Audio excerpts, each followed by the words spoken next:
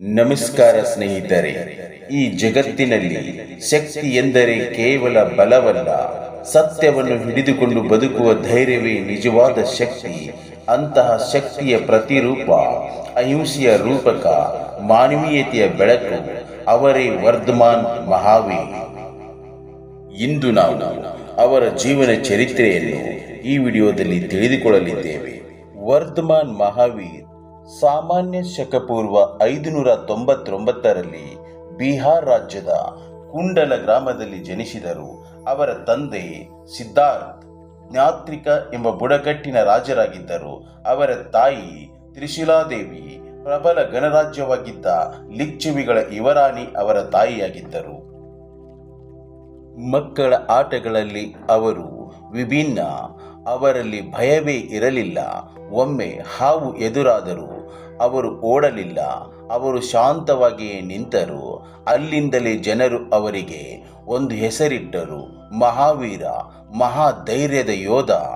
ಸಂಪತ್ತು, ಸೌಕರ್ಯ, ರಾಜಭವನದ ಐಶ್ವರ್ಯ ಎಲ್ಲವೂ ಇದ್ದರೂ ಅವರು ಮನಸ್ಸು ಖಾಲಿಯಾಗಿತ್ತು. 30ನೇ ವಯಸ್ಸಿನಲ್ಲಿ ಒಂದು ಮಹತ್ತರ ನಿರ್ಧಾರ ತೆಗೆದುಕೊಂಡರು. ನಿಜವಾದ ಸತ್ಯವನ್ನು ಹುಡುಕಬೇಕು. ಅವರು ಎಲ್ಲವನ್ನು ಬಿಟ್ಟು ಒಬ್ಬ ತಪಸ್ವಿಯಾಗಿ ಹೊರಟರು. ಕಾಡುಗಳಲ್ಲಿ, ಬಿಸಿಲಿನಲ್ಲಿ, ಮಳೆಯಲ್ಲೂ ಅವರು ತಪಸ್ಸು ಮಾಡುತ್ತಿದ್ದರು. ದೇಹದ ನೋವು, ಆತ್ಮದ ಪರೀಕ್ಷೆ, ಆದರೆ ಅವರ ಮನಸ್ಸು ಸ್ಥಿರವಾಗಿತ್ತು.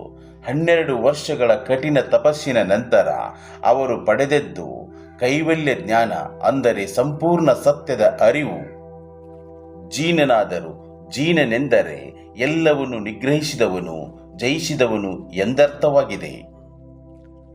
ಮಹಾವೀರರು ಜಗತ್ತಿಗೆ ನೀಡಿದ ಅತ್ಯಂತ ಮಹಾನ್ ಸಂದೇಶ ಅಹಿಂಸೆ. ಯಾವ ಜೀವಿಗೂ ನೋವು ಕೊಡಬೇಡಿ. ಅವರ ಮಾತು ಕೇವಲ ಉಪದೇಶವಲ್ಲ, ಅದು ಬದುಕಿನ ಮಾರ್ಗ. ಚಿಕ್ಕ ಜೀವಿಯಿಂದ ದೊಡ್ಡ ಜೀವಿಯವರೆಗೆ ಎಲ್ಲರೂ ಸಮಾನರು ಅಂತ ಹೇಳಿದರು. ವರ್ಧಮಾನ್ ಮಹಾವೀರರು ಜೈನ ಧರ್ಮದ 24ನೇ ತೀರ್ಥಂಕರರು.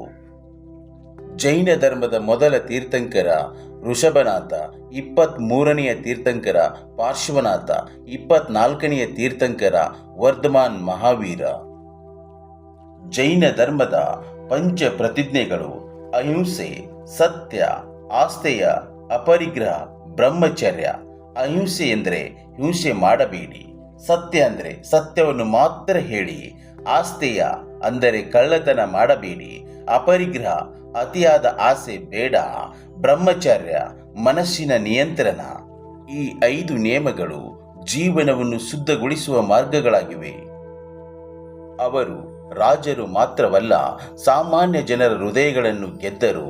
ಜಾತಿ ಭೇದವಿಲ್ಲ, ಸಂಪತ್ತಿನ ಅಂತರವಿಲ್ಲ, ಎಲ್ಲರೂ ಒಂದೇ ಎಂಬ ಸಂದೇಶವನ್ನು ಹರಡಿದರು. ಸಾಮಾನ್ಯ ಶಕಪೂರ್ವ 527ರಲ್ಲಿ, ಅಂದರೆ ಅವರು ತಮ್ಮ 72ನೇ ವಯಸ್ಸಿನಲ್ಲಿ ಜೀವನವನ್ನು ತ್ಯಜಿಸಿದರು. ಅಂದರೆ ಅವರು ನಿರ್ವಾಣ ಪಡೆದರು. ಬಿಹಾರ್ ರಾಜ್ಯದ ಪಾವಾಪುರಿಯಲ್ಲಿ ಅವರು ನಿರ್ವಾಣ ಹೊಂದಿದರು. ಆದರೆ ಅವರ ದೇಹ ಮಾತ್ರ ಹೋಯಿತು. ಅವರ ಆಲೋಚನೆಗಳು ಇಂದಿಗೂ ಜೀವಂತವಾಗಿವೆ. ಇಂದು ನಾವು ಪ್ರಶ್ನಿಸಿಕೊಳ್ಳೋಣ, ನಾವು ಅಹಿಂಸೆಯನ್ನು ಅನುಸರಿಸುತ್ತಿದ್ದೇವಾ? ನಾವು ಸತ್ಯದ ಮಾರ್ಗದಲ್ಲಿ ಸಾಗುತ್ತಿದ್ದೇವಾ?